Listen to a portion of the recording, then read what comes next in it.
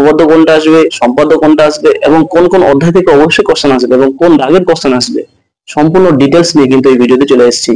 যদিও তোমাদের হাতে আজকে মাত্র রাতটুকু রয়েছে এবং সকাল রয়েছে, এই দুটো সময়ের মধ্যে তেমন বেশি দেখার মতো সময় নেই, তারপরেও বলবো যে কয়েকটি অঙ্ক বলে দেবো, যে কয়েকটি জায়গা থেকে আমি তোমাকে বলবো যে এই অধ্যায় থেকে অঙ্ক তোমার প্র্যাকটিস আছে কিনা। শেষ মুহূর্তে শেষ প্রস্তুতি হিসাবে এগুলো তোমাকে অবশ্যই দেখতে হবে, কারণ এসআর কোচিং সেন্টার তোমাদেরকে যে কয়েকটি সাজেশন যে প্রত্যেকটা পরীক্ষাতে দিয়েছে, কোনোদিন সেই অধ্যায় থেকে বা সেই জায়গা থেকে কোশ্চেন আসেনি এমন হয়নি।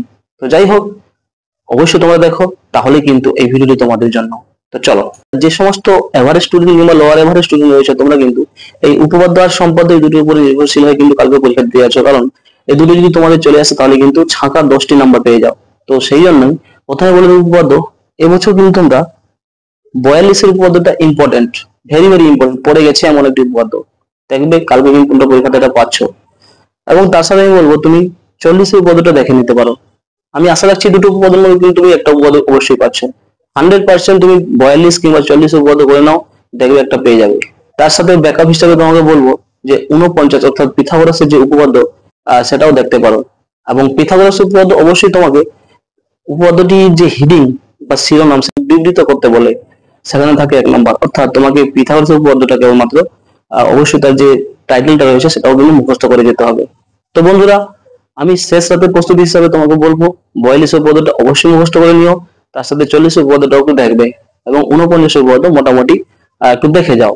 এবং আমি তোমাদের প্রয়োজনীয় সুবিধার্থে কিন্তু লাইভ প্রোগ্রামের মাধ্যমে, অর্থাৎ আজকে রাত্রে এবং সকালে লাইভ প্রোগ্রামের মাধ্যমে যে জায়গা থেকে আমি তোমাকে কোশ্চেন গুলো বলে দিচ্ছি, আমি সেই জায়গা থেকে এগুলো অঙ্কগুলো কিন্তু শর্টকাট পদ্ধতিতে সংক্ষেপে কিভাবে করতে হবে সেটা কিন্তু করে দেখে দেবো। তাই এসআর কোচিং সেন্টারের লাইভ প্রোগ্রামটা তোমাকে অবশ্যই অ্যাটেন্ড করতে হবে।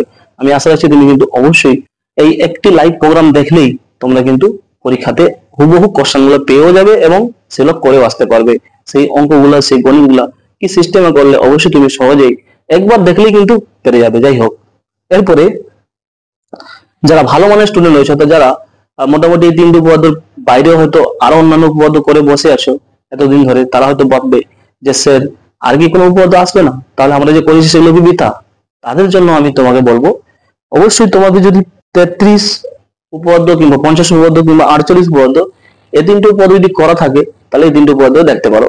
অর্থাৎ ব্যাকআপ হিসেবে 3টে উপপাদ্য দিলাম সেই সমস্ত ভালো মানের স্টুডেন্টদের জন্য। আর হট সাজেশন হিসেবে আমি তোমাদের কিন্তু শেষ রাতের প্রস্তুতি হিসেবে বলে দিলাম যে 42-এর উপপাদ্যটা ভেরি ইম্পর্টেন্ট, তার সাথে 40 এবং 49টাও দেখে নিতে পারো।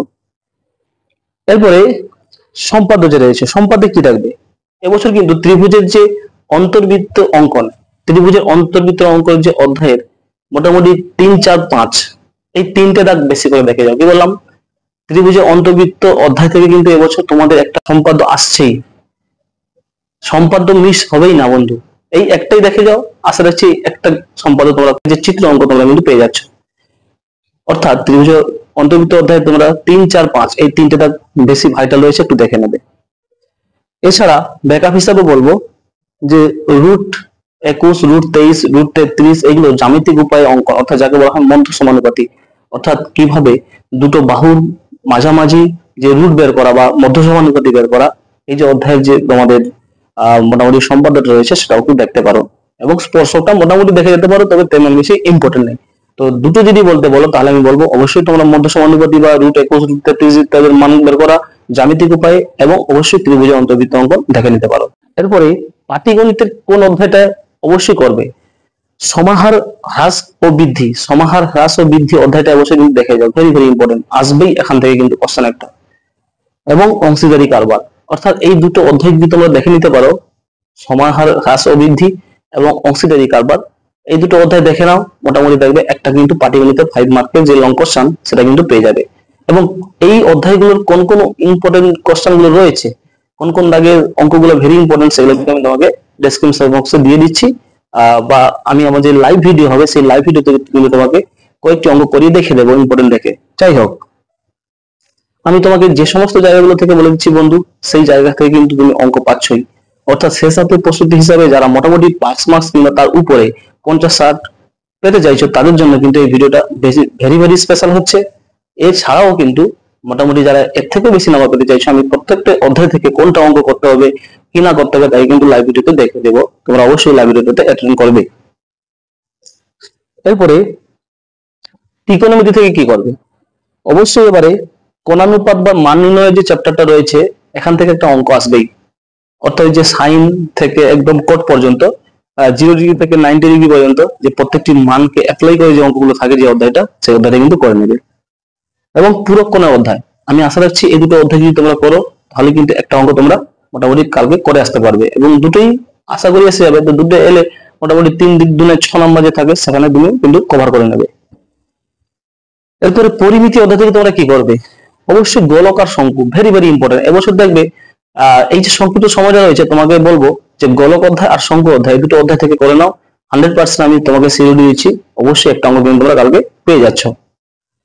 দুটো অঙ্ক পেয়ে যেতে পারবে, তখন কিন্তু তোমাকে 4 দুনে 8 নাম্বার অবশ্যই এখান থেকে চলে আসবে। এই দুটো অধ্যায় থেকে অবশ্যই অঙ্ক আসছেই বন্ধু। আর এই দুটো অধ্যায়ের কোন কোন অঙ্কগুলো, কোন কোন দাগের অঙ্কগুলো ভেরি ইম্পর্টেন্ট রয়েছে সেটা কিন্তু আমি তোমাকে লাইভ ভিডিওতে বলে দেবো, কিংবা ডেসক্রিপশন বক্সে দিয়ে দিচ্ছি।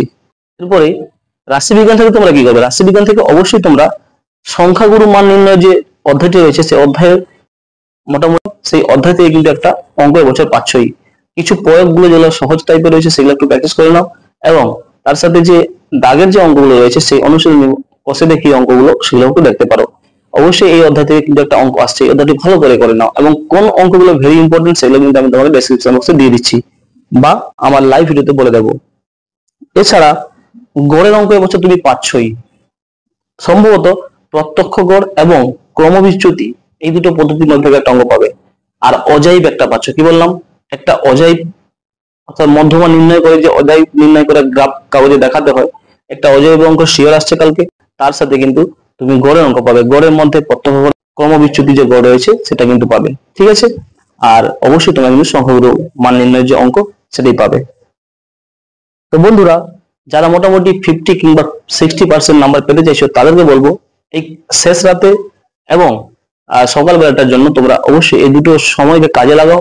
এই কয়েকটি অধ্যায়ে যে সমস্ত অঙ্কগুলো তোমাদের করা ছিল এতদিন, সেই কয়েকটি অঙ্কগুলো একটু দেখে নাও, এবং অবশ্যই আমাদের যে লাইভ যে প্রোগ্রাম হবে সেই প্রোগ্রামে অবশ্যই যদি তোমরা যোগদান করতে পারো, সেই লাইভ প্রোগ্রামে যোগদান করলে তোমাদের ম্যাক্সিমাম অঙ্ক কিন্তু আবার ভালো মতো করে শর্টকাট পদ্ধতিতে জানতে পেরে যাবে।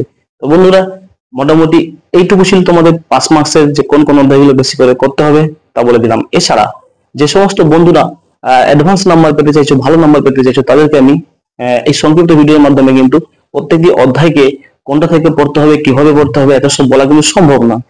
কারণ এর বাইরেও কিন্তু তোমাদের সহজ অধ্যায় অনেকগুলো রয়েছে যে সমস্ত অঙ্ক সবাই পারো, যেমন করণী, দ্বিঘাত করণীর যে অধ্যায় রয়েছে, কিংবা অনুপাত সমানুপাতের যে অঙ্ক রয়েছে, কেপুট অঙ্ক রয়েছে, অর্থাৎ আরো হাইট এন্ড ডিস্টেন্স যে অঙ্ক রয়েছে, হাইট এন্ড ডিস্টেন্স অধ্যায় কিন্তু সোজা মোটামুটি সেখান থেকে একটা কঠিন টাইপের আছে, একটা কিন্তু সোজা মোটামুটি গণিত আছে।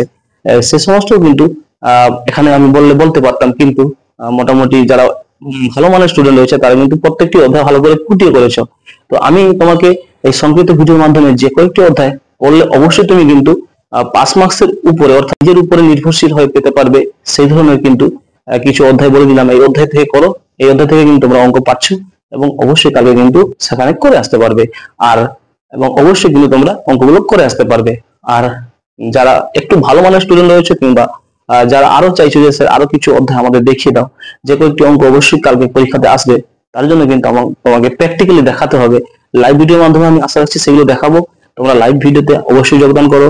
আমরা রাত্রেও করছি এবং সকাল সময় করে নেবো, এই দুটো সময় আমরা কিন্তু লাইভ ভিডিওর মাধ্যমে যে ইম্পর্টেন্ট অঙ্কগুলো রয়েছে সেগুলো কিন্তু ডিসকাস করে দেবো। আশা রাখছি সেখান থেকে কিন্তু আমরা কমন পাচ্ছ বন্ধু। তো বেস্ট অফ লাক, সুস্থ থেকো, ভালো থেকো, এবং তোমাকে উপপাদ্য সম্পর্কে যে দুটো বললাম অবশ্যই আসবে। আজকে আর নয়, এইটুকু, অন্যদিন অন্য কোনো ভিডিও নিয়ে আসবো। অবশ্যই তোমাদের প্রত্যেককে রিকোয়েস্ট করবো আমাদের লাইভ ভিডিওতে যোগদান করো, তাহলে দেখবে কিন্তু ওরা ম্যাক্সিমাম অঙ্ক কিন্তু করে আসতে পারবে। ধন্যবাদ। এসআর কোচিং সেন্টারকে সাপোর্ট করো, এবং পাশে থাকা বেল আইকন অবশ্যই অন করে আমাদের চ্যানেলটি সাবস্ক্রাইব করতে কিন্তু ভুলবে না।